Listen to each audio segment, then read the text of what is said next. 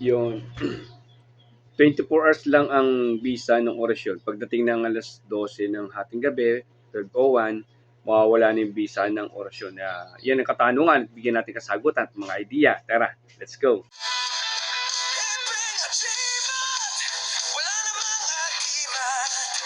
Pero nasa puso ang tunay na agimat. Isigaw mo bro, ang lakas ng loob. Kahit walang agimat, laban tayo. Hiping agimat, boy, walang makakahadlang. Basta nasa puso, tunay na agimat.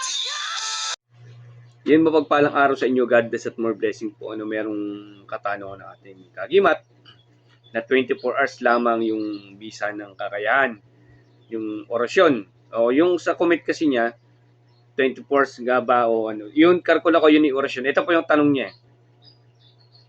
24 po ba? Yun, siguro 24 oras lang po ba? Pagdating na alas 12 ng ating gabi, 12:01, wala nang visa yung gamit nyo o yung karga nyo. Mga kagimat, no, sa part kasi ng tanong niya kasi, ay hindi po ganun ang proseso. No? Yung 24 hours kasi, yun sasabi natin na at least kahit pa paano nakakapagkarga tayo. Pero kung tama kasi ang proseso, yung proseso kasi natin ng pagkakarga kasi, kung tama yung proseso nyo, hindi po kasi basta mawala na po yung sa katawan nyo, kung proseso ng Team Happy Agimat, no, hindi na po basta mawala sa karga na sa katawan nyo yan. Maliban kung gumagawa kayo ng masama, kukunin ng kamay yan at unti-unting yan. Kung lalo sample, mahilig tayong manira, o sample sa grupo na lang namin para hindi mali yung iba. Grupo namin, meron nagtiwala, sinisiraan kami, nauunti-unti po yan kasi paggawa na ng masama yun eh. After ka matulungan ng grupo, after ka matuto, sisiraan mo pa sila nang dahil lamang sa kagustuhan umangat ang sarili. No? Yun po yung unti-unting nababawasan. Kung tama po ang proseso ng inyong pagkakarga po, hindi po yan 24 hours lang. Ang 24 hours lang natin, at least kahit papano, nakakapagkarga po tayo para lumalakas po yung kakayahan natin. Yung karga natin sa katawan. Pero syempre, as sabi ko nga po lagi sa inyo mga kagimat, mas advice ko po talaga, sa lalo sa mga baguhan, yung makapagkarga kayo, at syempre tama ang proseso, kargado sa katawan natin. Yung makapag dasal kayo bago umalis ng bahay at bago matulog sa gabi. Hindi po kailangan every 24 hours po. Yung po itong pinaka-advice ko po talaga, bago umalis ng bahay at bago matulog ng gabi. Yun po yung tamang ina-advise ko po. Sa nagpapalakas naman ng kakayahan, ina-advise ko naman kasi yung tatawag natin na course yung 36912 na pagdarasal. Everyday po yan, mas maganda po.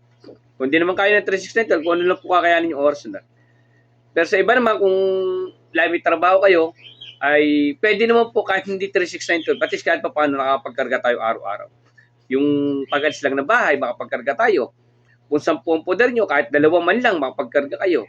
Bago matulog, makapagkarga din kayo. Diba? Pagpagod kayo, kahit konti lang. Opo. Yung po, hindi po mawawala yung pag 24 hours, mawawala. Hindi po. Basta tama proseso nyo na hindi nababakals kayo. Kumapit ang karga nyo na hindi kapit-kapitan. Hindi po yan para mawala po. Kaya lang po tayo nagkakarga within 24 hours kasi yun lang po yung proseso ng pagpapalakas po para lumas yung karga natin. Lalo-lalo na, tatawag natin na ama namin, sumasampal tayo bagay ng Maria, luwalhati, huwag natin iwawala pang araw-araw po natin. Yan po yung pondo at papalakas din po sa ating kakayahan. Yan. At kagaya ng iba, nagdadagdag din ng kuram sa huli o sa unahan. Pagpadagdag din po ng kakayahan at lakas ng inyong kakayahan. Kung sa akin po, ang ginagamit ko pong kuram is panghuli po. Yan. Mga dagdag idea na naman, saan yung mga turo sa inyo. God bless at more blessing po. Wala naman tayong orasyon na pinag-uusapan dito. Binibigay, pero siyempre sa mga gantong tanungan lang ay marami na kayong aral na matututunan. Dahil sa inyong mga aral yon ay alam ko na pag-angat sa inyo. Sa gamitin lang mabuting malinis sa puso at isip. Yung mga may katanungan pa, comment down lang. At saka may dadagdag po ng mga idea po. Comment down lang kayo para madagdagan din ang idea namin. Hindi po lahat ay alam namin. Comment down lang po yung mga may katanungan. Salamat at God bless inyo lahat.